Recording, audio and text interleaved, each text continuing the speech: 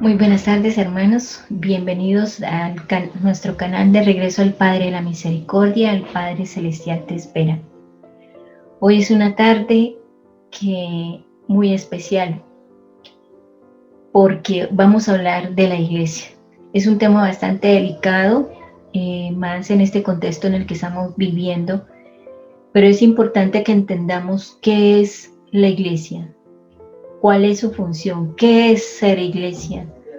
Porque todas estas desviaciones, todas estas dificultades que tenemos, toda esta desunión que tenemos, es debido a que no estamos entendiendo cuál es el misterio de la iglesia y qué parte estamos nosotros implementando para que esa iglesia sea como Dios quiera, sea esa fuente de salvación que para todos los hombres. Y por eso necesitamos volver otra vez a la fuente y entender que la iglesia es un instrumento de salvación, que la iglesia es sacramento a través del cual Dios nos salva, porque así lo quiso nuestro Señor Jesucristo. Y tenemos y debemos mantenernos unidos en el amor, en la fidelidad a Cristo y en la fidelidad a su cuerpo, que es la iglesia. Esto es un llamado a la unidad, este es un llamado al amor, este es un llamado al perdón, este es un llamado a la misericordia, es volver a las fuentes del amor de Dios, que Él en su infinita misericordia ha querido entregarnos a cada uno de nosotros para que a través de la iglesia podamos nosotros tener ese encuentro único e insustituible con Él. Ciertamente Dios está en todas partes, pero Él quiso fundar una iglesia, una, no muchas, una sola, en la cual podamos entrar todos, en la cual todos podamos llegar en un momento determinado a vivir unidos todos como hijos de Dios y como hijos muy amados de Dios. Entonces, miremos nosotros en esta tarde si yo estoy siendo iglesia, si soy iglesia y si he entendido cuál es mi deber dentro de la iglesia para que podamos ser verdaderos testigos del Señor. La iglesia es la gran familia de los hijos de Dios. Eso somos nosotros. Y así como tal nos debemos comportar. Pero para saber qué requerimientos hay en esta gran familia, debemos reflexionar muchísimo, debemos interiorizar todo lo que significa ser parte de la iglesia. Los que creen en Cristo viven su fe en unión en una gran familia. Eso es la iglesia, vivir en unión en una gran familia. Y en una gran familia siempre hay un padre, hay una madre, unos hermanos. En Hechos 1:14 nos dice, todos ellos perseveraban en la oración con un mismo espíritu en compañía de algunas mujeres y de María, la Madre de Jesús. Como podemos darnos cuenta desde el principio, la Santísima Virgen María es tan importante y está tan en medio de nosotros que la nombran. Dice algunas mujeres, pero sí nombran y María, la Madre de Jesús. O sea, quien rechaza a la Madre está rechazando a uno de los miembros que Cristo dejó en su iglesia, ella, como esa continuadora después de su muerte, después de su resurrección, de la formación de la iglesia como tal, desde el principio. En Hechos 2, 44, 47, todos los creyentes estaban de acuerdo y tenían todo en común. Vendían sus posesiones y sus bienes y los repartían entre todos, según la necesidad de cada uno. Acudían al templo con perseverancia y con el mismo espíritu, partían el pan en las casas y tomaban el alimento con alegría y sencillez de corazón, alabando a Dios y gozando de la simpatía de todo el pueblo. Por lo demás, el Señor agregaba al grupo a los que cada día iban salvando. Es importante que nos centremos en eso. O sea, todos los creyentes están de común acuerdo. Entonces, eso es necesario. Por eso en la iglesia hay una sola doctrina, hay una sola fe, hay un solo bautismo, un solo Dios y Padre de todos. Dentro de la iglesia está el magisterio de la iglesia, que es todos los mensajes, toda la espiritualidad que vivieron nuestros primeros cristianos, nuestros primeros obispos, nuestros primeros papas. Y eso hace parte dentro de nuestra formación como iglesia. La iglesia se inició fue siendo comunidad, porque Jesucristo no mandó a escribir mientras Él estaba, no mandó a escribir, sino que llamó a sus 12 discípulos y los llamó a convivir con Él, cerca de Él, para que aprendieran, para que vivieran, para que bebieran de su sagrado corazón todo lo que debíamos vivir dentro de la iglesia. Por eso, cuando los llamó, los llevó a vivir con Él, y todos compartían y vendían sus posesiones, y todos lo ponían en favor de los pobres, en favor de los necesitados, porque al igual que hoy, hace 2021 años, habían pobres y muchísimas necesidades, muchísimos enfermos. El Evangelio es testigo de eso. Había muchos enfermos, leprosos y de todas diversas enfermedades que existían en ese momento. ¿Y qué hacían los discípulos? Entregarse al servicio de los más necesitados, junto con su cabeza, que es Jesucristo. Y repartían todo lo que tenían entre ellos, ¿sí? Según la necesidad de cada uno. Acudían con perseverancia al templo. Desde un principio siempre ha sido así. Jesús alrededor de ellos, los apóstoles, siempre unidos a Cristo, sirviendo, amando. Partían el pan, pero ¿cuál pan? No solamente el pan material, sino también el pan espiritual. Cuando llegó el momento de convertir ese cuerpo y esa sangre de Cristo, Él mismo en la noche en que iba a ser entregado. Todos viviendo con alegría y sencillez.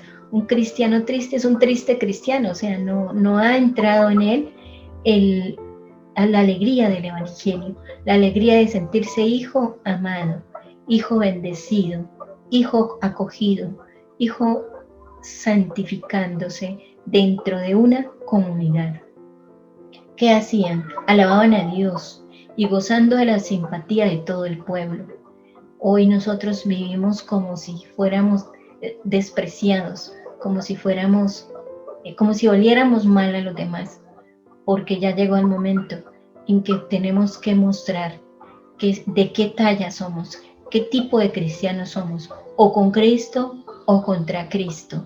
No hay vuelta de hoja. Por lo demás, el Señor lo agregaba al grupo, a los que cada día se iban salvando. O sea, ¿para qué se hizo la iglesia? Para agregar a esta comunidad a todos los que se iban salvando.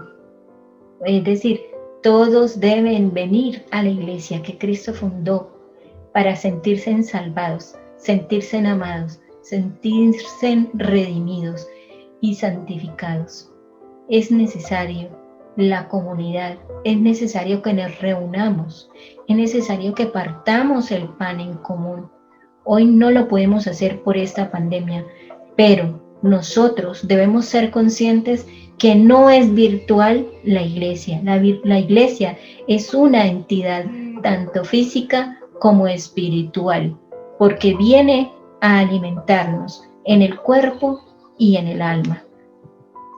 La iglesia es el pueblo de Dios y sacramento de salvación. En ese pueblo iniciamos a través del santo bautismo.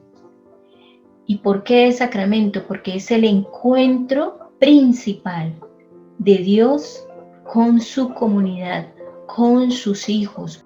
Y ese encuentro con Cristo siempre será salvador. Siempre debemos estar abiertos a ese encuentro en su comunidad, en su iglesia, a través de los presbíteros, a través de los diáconos, de los sacerdotes, de los religiosos, de los laicos consagrados y comprometidos, a través de los sacramentos, el culmen de nuestra fe, la Santísima Eucaristía, en el cual comemos el cuerpo y la sangre de Cristo, y todos los sacramentos, el bautismo, la confesión, la comunión, la confirmación, el orden sacerdotal, el matrimonio, la unción de los enfermos. La Iglesia es una madre que nos acompaña desde el inicio de nuestro nacimiento hasta el fin, hasta el último instante de la vida de cada uno de nosotros. Por eso no podemos quedarnos impávidos, menos en esas circunstancias en las que está viviendo la Iglesia, donde hay muchas carencias, donde hay muchos enfermos por esta pandemia. No podemos seguir escondiéndonos. Debemos enfrentar esta pandemia. Debemos ayudar a los que están necesitados. Debemos ayudar a los que están muriéndose de hambre, a aquellos que andan en las calles, que no tienen qué comer, que no tienen dónde vivir. Nosotros no, si somos parte de la Iglesia, no podemos quedarnos callados.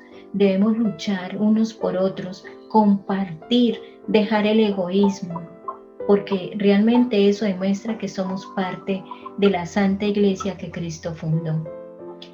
La iglesia fue fundada por nuestro Señor Jesucristo. En Mateo 16, 18 decimos: y yo a mi vez te digo que tú eres Pedro, y sobre esta piedra edificaré mi iglesia, y las puertas del infierno no prevalecerán contra ella. Eso está en Mateo 16, 18.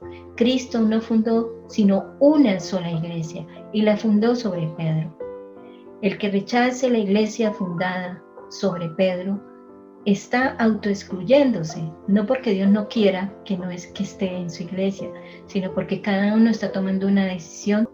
Entonces, debemos amar y centrarnos en que la iglesia de Cristo es la que está sobre Pedro, no está ni sobre Martín Lutero, no está sobre ningún otro que haya protestado o que se haya ido en contra de la iglesia porque así lo quiso nuestro Señor Jesucristo. Y si queremos a Jesucristo, debemos querer a su cuerpo y no dividir ese cuerpo. Es lamentable la situación en que estamos viviendo hoy.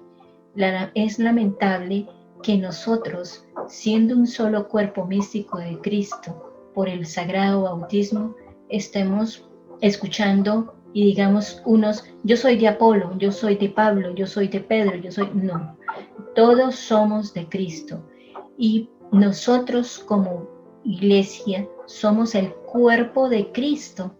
Él es la cabeza, pero Él dejó como representante a Pedro, y a Él debemos respetar, obedecer, amar y sobre todo orar por Él, porque Él también es un ser humano como nosotros, y también con su historia personal de formación y de deformación. Entonces, como tal, como nosotros, Él está en búsqueda de nuestro Señor, está en lucha por el seguimiento, está en lucha venciendo y luchando contra las tentaciones, porque esas tentaciones las tenemos todos, desde el más grande hasta el más pequeño, desde el Papa hasta el último fiel de la iglesia. Somos tentados por el mal, con el placer, el tener y el poder. Así que no podemos jugar nosotros a los fariseos, a ser fariseos o a ser publicanos. Tenemos que estar centrados que es en Cristo, y que yo como el publicano me debo reconocer como pecador, y como fariseo no me puedo reconocer señalando al otro su pecado, cuando yo soy también pecadora. Somos hijos de Dios, con nuestras debilidades, con nuestras flaquezas, pero sabemos que esta iglesia es santa, porque Dios es santo, Jesucristo es santo y dio su vida por ella. Es una, porque el cuerpo de Cristo no puede estar dividido, no puede estar la cabeza por un lado y el cuerpo por el otro, no. Un cuerpo no puede ser solo tronco, Ni un cuerpo tampoco puede ser solo cabeza, ni puede ser solo mano. Todos son necesarios e importantes en la iglesia para que se dé la unidad. Una unidad en la que cada uno cumple su misión. La iglesia es una monarquía pero no como las monarquías de este mundo. El rey de nuestra iglesia es Cristo, porque ella continúa en el mundo, la obra salvadora de Jesucristo, viviendo su mensaje, anunciando su palabra y comunicando la vida de Dios. Y todo proviene de Dios, que nos reconcilió consigo por Cristo y nos confió el ministerio de la reconciliación, porque en Cristo estaba Dios reconciliando al mundo consigo, no tomando en cuenta las transgresiones de los hombres, sino poniendo en nosotros la palabra de la reconciliación. Somos embajadores de Cristo, como si Dios exhortara por medio de nosotros. En nombre de Dios Cristo os suplicamos, reconciliados con Dios. Esto está en 2 Corintios 5, 18, 20. La iglesia continúa esa obra salvadora de Jesucristo, viviendo su mensaje, el evangelio, el anuncio gozoso de que Cristo nos ama, de que Cristo nos salvó, pero que hay que acoger esa salvación, que no podemos rechazar a esta salvación por nuestros caprichos, por nuestros propios pensamientos. Sabemos que nosotros podemos pensar de muchísimas maneras, pero Dios solamente tiene un solo pensamiento, que es el de salvarnos, que es el de acogernos, que es necesario ser obedientes a Cristo, a vivir todo lo que Cristo nos mandó. Si yo vivo una cosa y dejo de vivir otra, no estoy acogiendo en su totalidad a nuestro Señor Jesucristo. Si yo digo que amo a Cristo, pero no y odia a su cuerpo, que es la iglesia, entonces no estamos realmente amando a Cristo. Se ama a Cristo completo, cabeza y cuerpo en su totalidad. Y en ella, dentro de ese cuerpo de Cristo, es que nos salvamos. También es un medio a través del cual se evangeliza, se anuncia ese reino de Dios que está en medio de nosotros, que está en nosotros, que está en nuestro corazón, que solamente tenemos que darle un sí al Señor, como lo hizo la Santísima Virgen María, para que Él venga a reinar en nuestros corazones, para que reine su divina voluntad en cada uno de nosotros. Y así también podamos nosotros comunicar vida, pero vida en abundancia, vida divina, vida en el amor, vida en la transformación día a día a imagen de Cristo. Debemos transformarnos día a día a imagen de Cristo. Mira que es importante que tengamos en cuenta algo que dice este texto. Dios no tomó en cuenta nuestras transgresiones, no las toma, nuestros pecados, nuestra maldad. El único que interesa es que nosotros le demos el corazón, que le abramos el corazón, que lo aceptemos para que Él pueda obrar divinamente en cada uno de nosotros, podamos ser vivificados, podamos ser amados, podamos ser salvados. Solo depende de un sí. Y un no cabe en esta acogida de Dios cuando Él lo dio todo por nosotros. En esa imagen de este sacerdote que está dando la absolución en el sacramento de la confesión, en el sacramento de la reconciliación, está ejerciendo su labor de embajador de Cristo que es en nombre de Cristo reconcilia con Dios cuando hemos caído en la debilidad, cuando hemos caído en el pecado. Por eso, miremos en dónde nos hemos dejado llevar por el mundo, revisemos los mandamientos, revisemos las bienaventuranzas, revisemos las obras de misericordia. Esos son el pulso que nos miden a nosotros si realmente somos cristianos, si realmente estamos mostrando con nuestras obras, con nuestras acciones, con nuestros pensamientos, con nuestras actitudes si somos de Cristo. Si no, no nos quedemos ahí, avancemos. Vayamos a buscar esa reconciliación con Dios, que la recibimos a través de un pecador, claro, porque todos somos pecadores. Al menos Él nos va a afirmar que hemos sido perdonados y que hemos recibido el perdón de Dios porque así lo quiso Cristo. Nosotros no podemos pelear con Cristo. En otra oportunidad hablaré de uno a uno de los sacramentos para que podamos entender que la Iglesia salva a través de cada uno de esos sacramentos. Y uno de estos importantes es reconciliarnos con Dios, porque esa fue la labor de Cristo. Después del pecado de Adán y Eva, Cristo vino a reconciliarnos con Dios y dejó ese sacramento de la reconciliación, o sea, ese encuentro de reconciliación entre el Padre y nosotros en el sacerdote. En Marcos 3, 13, 15, y subió al monte y llamó a los que él quiso y vinieron junto a él. Instituyó 12 para que subieran con él y mandarlos a predicar con poder de expulsar los demonios. En nuestra iglesia hay muchos sacerdotes exorcistas, con mucha fuerza de Dios, con mucha unción de Dios. De hecho, todo sacerdote, sea obispo, sea cardenal, sea papa o un sencillo presbítero, un sencillo sacerdote, tienen ese don de sanar, don de expulsar los demonios, porque Dios se los dio a cada uno de ellos, como nuestros hermanos mayores. Y nosotros también hacemos en ese proceso de liberación el dejar el pecado para que Dios nos siga fortaleciendo y nos siga llevando a sus brazos amorosos. Después de haber comido, dice Jesús a Simón Pedro: Simón, ¿de cuál? ¿Me amas más que estos? Le dice él: sí, Señor, tú sabes que te quiero. Le dice Jesús: apacienta mis corderos. Vuelve a decirle por segunda vez: Simón de Juan, ¿me amas más que estos? Le dice él: sí, Señor, tú sabes que te quiero. Le dice Jesús: apacienta mis ovejas. Le dice por tercera vez Simón de Juan: ¿me quieres? Se entristeció Pedro de que le preguntase por tercera vez: ¿me quieres?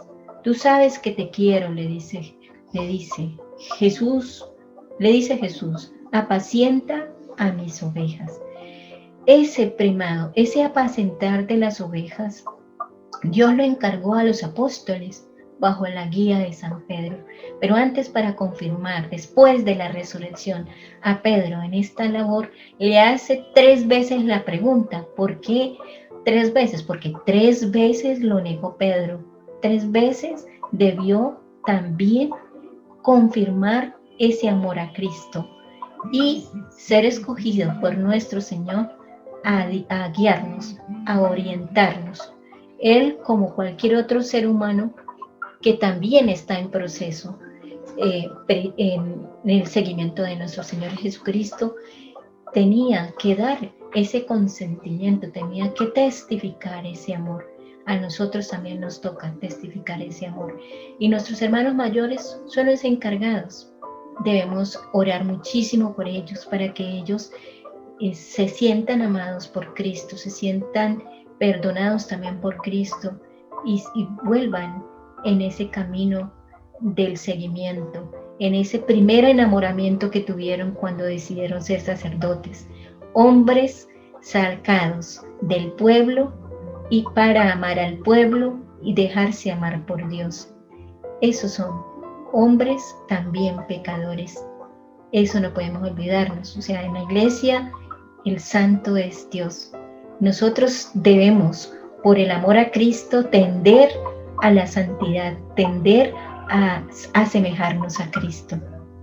En Hechos 2:14 dice: entonces Pedro, presentándose con los 11, levantó la voz y les dijo: judíos y todos los que vivís en Jerusalén, que os quede esto bien claro y prestad atención a mis palabras. Pedro fue el que el día de Pentecostés dio el primer discurso y dice: estaba junto a él los apóstoles. Hay que rogar mucho por la unidad de la iglesia. Ningún apóstol puede rechazar a la cabeza que puso Cristo en la tierra, que es el Papa.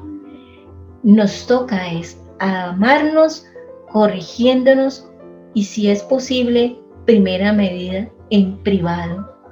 Si la persona no hace caso, se lee 2, o si no 3 o 4 o 5 personas, lo que queramos para corregirlo, pero que él se sienta que sea una corrección en el amor, no una corrección donde usted se está presentando como el fariseo que nunca ha pecado, cuando sabemos que todos tenemos nuestro bulto atrás, o sea, de pecados que hemos cometido y que nos dice que no somos santos. Entonces, no podemos señalar al Papa, no podemos señalar a los hermanos. Tenemos que corregirnos, sí, pero un corregir donde, como el publicano, que el publicano se siente pecador y ayuda a su otro hermano que es pecador a ser mejor.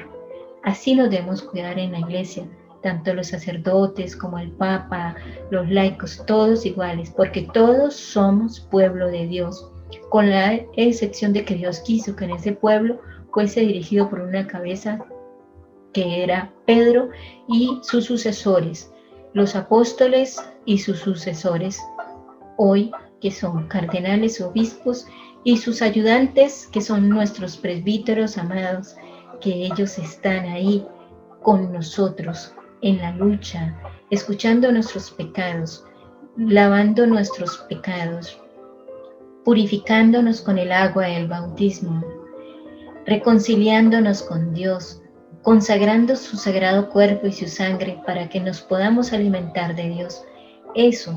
A ellos tenemos que amarlos, a ellos tenemos que ayudarlos a que también ellos avancen en la vida espiritual. Tenemos que dialogar con ellos. Si tenemos que decirles algo, llamémoslos, hablemos con ellos, pero no como el fariseo hipócrita que quiere señalar, sino por el publicano, como el publicano que quiere ayudar a corregir a su hermano, aún sabiendo que cada uno tenemos nuestros bultos de pecados. El cristiano que se preocupa de la salvación de todos. No podemos vivir un cristianismo ahí, yo encerrado, haciendo como cara de santos y permitir que nuestros hermanos se mueran de hambre, permitir que nuestros hermanos se condenen, porque nosotros no somos capaces de abrir nuestra boca. Así nos rechacen algunas veces, porque a la corrección no le gusta a nadie, dice Hebreos 11, que la corrección no nos gusta, pero nosotros tenemos que buscar y preocuparnos a todos aquellos hermanos que están en la desobediencia, que están sufriendo, imbuidos en un mundo de pecado, que no le encuentran sentido a la vida. Para ser verdaderos discípulos de Cristo tenemos que preocuparnos no solo por nuestra salvación personal, sino también por la salvación de nuestros hermanos, realizando así el mandamiento del amor. Es la única manera, preocuparnos los unos por los otros. Vuelvo y repito, no para señalar, no para condenar, sino para ayudarnos mutuamente en el crecimiento, en la santificación de unos por otros. La salvación que nos trae Jesús es espiritual y material. No es ese que está todo el tiempo allá sentado en el sagrario y que está toda hora orando, rezando el rosario, el que está cumpliendo con el Señor. No es eso. La salvación que Cristo nos trae es material y espiritual. O sea, es decir, porque abarca a todo el hombre, porque es espíritu y materia, es decir, alma y cuerpo. Hay que manifestar nuestro amor a los hermanos con ayuda espiritual y material, asemejándonos a Cristo. No podemos ser indiferentes ante el sufrimiento de los demás. O sea, no basta con darnos golpes de pecho diciendo que pequé y que no merezco el perdón de Dios. No. Necesitamos es confiar en Dios, amar a Dios, vivir sus mandamientos y servir al prójimo para ser verdaderamente hombres justos, porque santo significa justo. Yo no puedo llamarme justo si veo que el vecino está muriéndose de hambre y yo no lo determino, soy indiferente. Este es un momento para mostrar dónde está nuestro cristianismo. Este es un momento para atender a nuestros enfermos, atender también a nuestros presbíteros que están dentro de los templos, dentro de las parroquias, sufriendo también y careciendo de muchas cosas, empezando por el cariño de sus propios feligreses que se han ido, que ya ni siquiera quieren ir a la iglesia porque creen que la iglesia es virtual. La iglesia no es virtual. Debemos convencernos como siempre que la iglesia no es virtual, que la iglesia es una comunidad que se reúne para orar y amar. Debemos defender eso, debemos defender el encontrarnos, a amarnos, a servirnos los unos a los otros. La iglesia es el pueblo de Dios y es cuerpo de Cristo. Nunca se nos debe olvidar esto. El Espíritu Santo nos hace hijos adoptivos de Dios y hermanos de Jesús.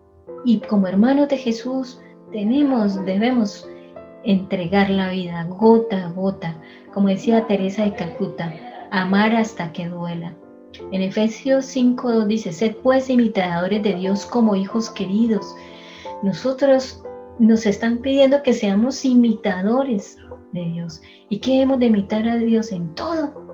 En nuestras obras, en nuestro pensamiento, tomar ese pensamiento de Dios, o sea, tener la mente de Dios, las acciones de Dios, el corazón de Dios. Si no, no podremos llamarnos cristianos verdaderamente. No hay diferencia entre los discípulos de Cristo, solo hay diferencia de servicios. O sea, en la iglesia no hay uno más importante que el otro. Hay funciones diferentes.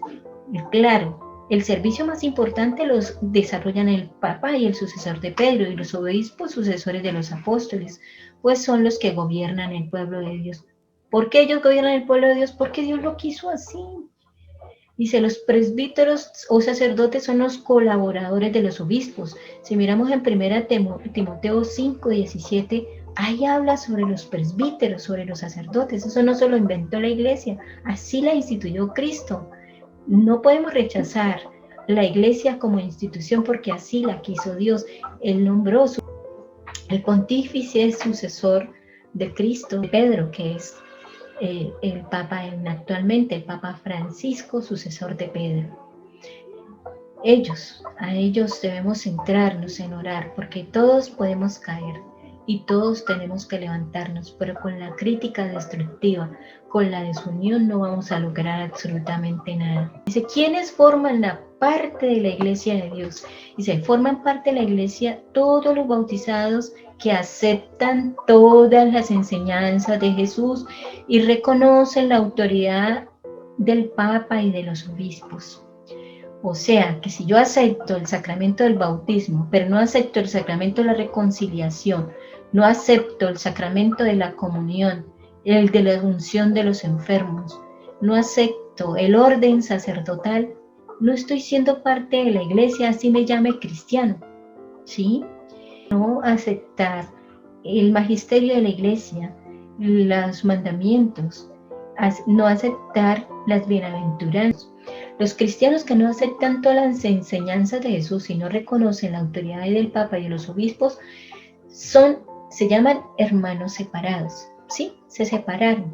Esa separación indica que están por fuera de la iglesia, estuvieron dentro de la iglesia, pero se han ido, y por eso, al ir en contra de Cristo, al ir en contra de todas las enseñanzas de Cristo, entonces se llaman anticristos. Eso me dio muy duro, porque una persona que no está aceptando toda la verdad, toda la plenitud de la verdad dejada en Cristo, en su iglesia, está siendo un anticristo. No como aquel anticristo que sí va a venir y que va a tratar de destruir su iglesia en su totalidad, como ahorita estos gobiernos que hay que son anticristo, implementando leyes del aborto, de la eutanasia, en contra de la Iglesia Católica. La Iglesia Católica es la fundada por Cristo, porque en ninguna otra iglesia tú vas a hallar un sacramento, en el perdón, el sacramento de la reconciliación. Porque un pastor no puede perdonar pecados, porque esa potestad solamente la dejó Cristo sobre su iglesia. Eso es un mandato de Cristo. Y el que rechaza los mandatos de Cristo está rechazando a Cristo. ¿Pueden salvarse todos los hermanos separados? Sí. Aquellos que se hayan ido a la iglesia, que se encuentran en buena fe, es decir, que buscan sinceramente a Cristo y tratan de vivir según sus enseñanzas, aunque no hayan llegado todavía a la plenitud de la verdad y la comunión completa con los representantes de Cristo, que son el Papa y los obispos. En 1 Timoteo 2:4 dice eso, que hay que conocer la plenitud de la verdad. Y si un hermano separado no conoció la plenitud de la verdad en la Iglesia Católica, es porque nunca la buscó, nunca investigó. Aquí está todo, está todo lo que le puede llevar a la salvación. Pero si no la buscó, entonces se fue a medias y sin zapatos, porque no conoció primero todo lo que hay dentro de la Iglesia. No lo vivió plenamente, no logró tener esa intimidad con Cristo, no porque la iglesia no le esté dando los medios, sino porque no los quiso recibir, quiso hacer su voluntad y renegar de la voluntad de Cristo, de que todos teníamos que estar en una sola iglesia, en la iglesia que Él fundó sobre Pedro. También los que no conocen a Cristo pueden salvarse si se tratan de vivir según su conciencia, buscando a Dios y haciendo el bien. Aquellos de otras religiones que todavía no conocen a Cristo, pero si se llegan por su conciencia y buscan a Dios y hacen el bien, se salvarán. El problema lo veo un poquito más es en los cristianos católicos que se han ido conscientemente de la iglesia porque no han querido vivir los mandamientos. Muchos de los hermanos que se han ido de la iglesia es porque se han ido huyendo del sacramento de la reconciliación, se han ido huyendo de toda la situación personal de sus malas decisiones. O sea, se han casado y se han casado mal y no lograron conciliar o solucionar su problema, no buscaron la anulación del matrimonio, porque hay varias causales también y se pueden anular y pueden volverse a casar, pero prefirieron huir de sí mismos porque no enfrentaron su propia realidad y huir de la iglesia porque dicen que la iglesia es muy exigente. Sí, seguir a Cristo es de muchísima exigencia.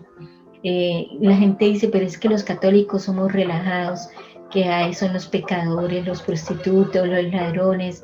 Sí, hay de todo en la viña del Señor, pero la iglesia siempre le ha abierto las puertas a todos. La iglesia nunca rechaza al pecador, rechaza su pecado, es cierto. Rechaza al pecado, no rechaza al pecador. Entonces hay que buscar esa reconciliación en la iglesia, hay que buscar el perdón, pero también para eso hay que ser humildes, porque el orgulloso y el soberbio dice, no, yo cómo voy a ir a confesar allá con un hombre, yo me confieso con Dios, yo me confieso detrás de un palo. ¿Eso qué es? Eso es orgullo, es solamente orgullo, porque hay una desobediencia. Pues en Juan 20:22 dice, dejó la potestad de perdonar los pecados. Entonces, y es en su iglesia. Volvamos a Dios, volvamos a la iglesia. Ella está siempre esperando a sus hijos. Ella no rechaza a nadie. Como dice el Señor, así sea el pecado tuyo o mío, rojo que la grana, siempre Dios está ahí esperándonos. La iglesia nos espera. Dios nos espera dentro de su iglesia. No hay otras iglesias, hay una sola. Hay que ir a ella, buscarla, volver a ella, que aún así nosotros hayamos apostatado, o sea, es decir, nos hayamos ido de la iglesia, ella siempre nos espera. Está el sacramento de la reconciliación, están todos los medios de salvación, hermanos míos católicos, hermanos que creen en Cristo a medias y sin zapatos. Volvamos a Dios, que Él nos ama, Él nos ama. Y aquí no están las puertas cerradas para nadie. Un abrazo, inscríbanse al canal, de regreso al Padre de la Misericordia, dale clic en la campanita para suscribirse Dios los ama, los espero el próximo programa. Un abrazo en Cristo Jesús. Hasta lo pronto, hermanos. La comunidad del regreso al Padre de la Misericordia. Todos oramos por cada uno de ustedes. Muchísimas gracias. Un abrazo.